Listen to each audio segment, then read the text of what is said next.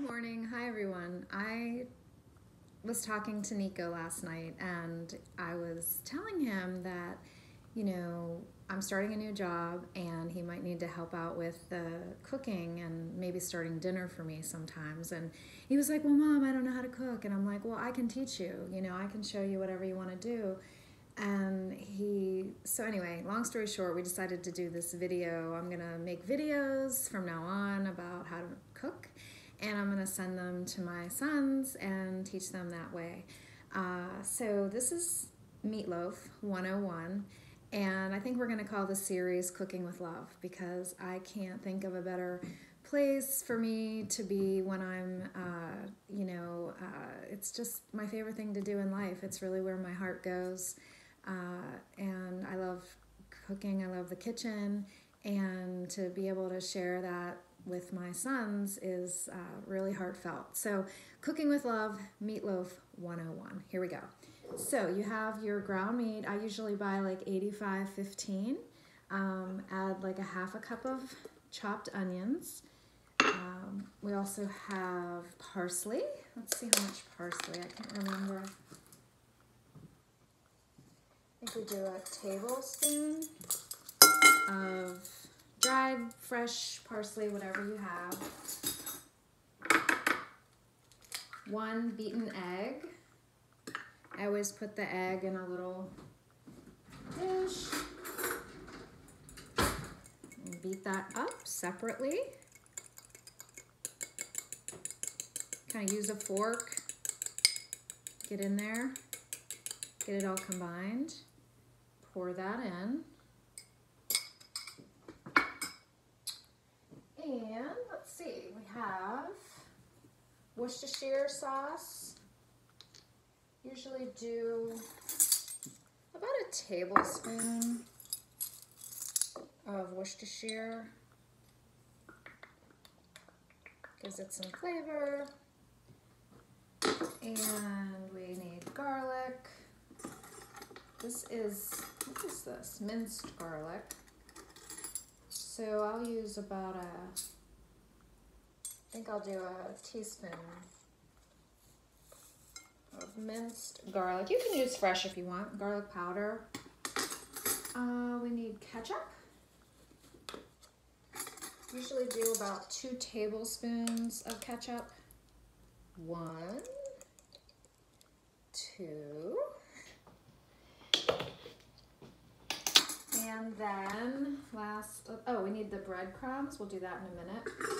I always put milk in my meatloaf. I don't have regular milk, so I'm going to use coconut milk. And I usually do, this is the one you use for liquids. So I'm going to do like a half a cup of coconut milk. Pour that right in. And then, of course, breadcrumbs. This helps to bind the meat, keep it together so you can slice it. These are panko breadcrumbs. You can use regular. And I think I'll do a cup. A cup of the panko. Pour that in. And then what we do is just mix this all together with your hands. So get your hands in there, get them dirty. Oh wait, we need salt and pepper. Can't forget about salt and pepper. So I think I'll do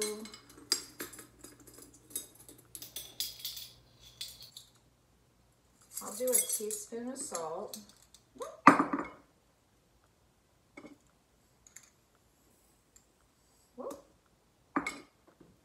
Do a teaspoon of salt. And like a half a teaspoon of pepper. Okay. Now, gonna get our hands in there. Before we do that, we also have to preheat the oven to 325, so make sure you have that going.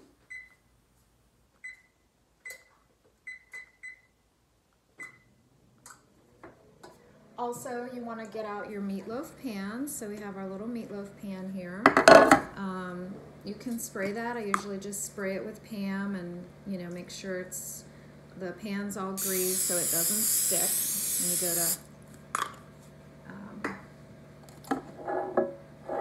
When you go to take it out, I got this at a flea market for $5, and it's a Williams and Sonoma meatloaf pan, so great bargain. Anyway, here we go. Okay, everything's in here. I'm gonna combine all this. And by the way, it was 2 pounds of ground meat that I start with, so you can get that at the grocery store. You can use, like I say, 85-15 is what I use, but you could do 90-10 or 80-20. 80-20 obviously has more fat and have more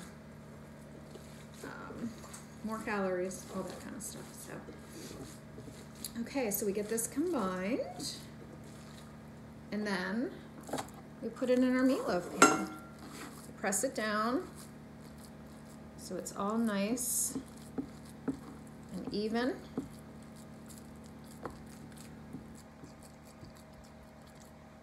Look at that, how pretty. And then we will top it with, I have to wash my hands. Wash your hands really, really good with soap. And you get that raw meat on your hands. Very dangerous. So make sure you get that off. And then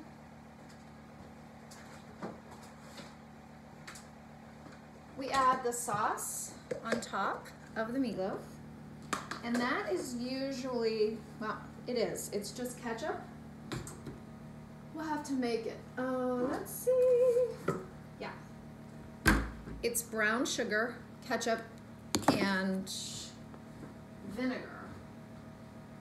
I'm obsessed with apple cider vinegar, so you can use that, or you can use red wine. But get a little bowl. This bowl was my grandmother's, so it's very special to me. But for the sauce, like, you know, maybe just eyeball it about a half a cup of ketchup,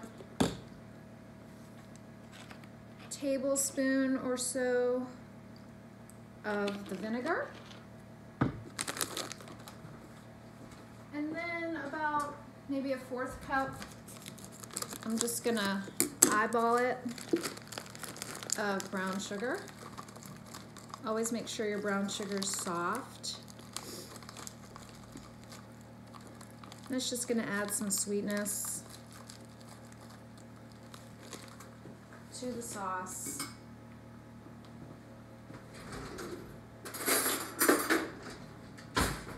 Stir this up.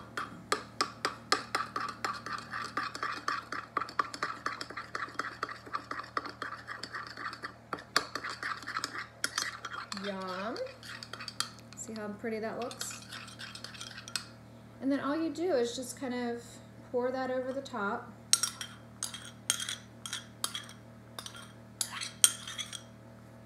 Of the meatloaf. And then you kind of spread it over top.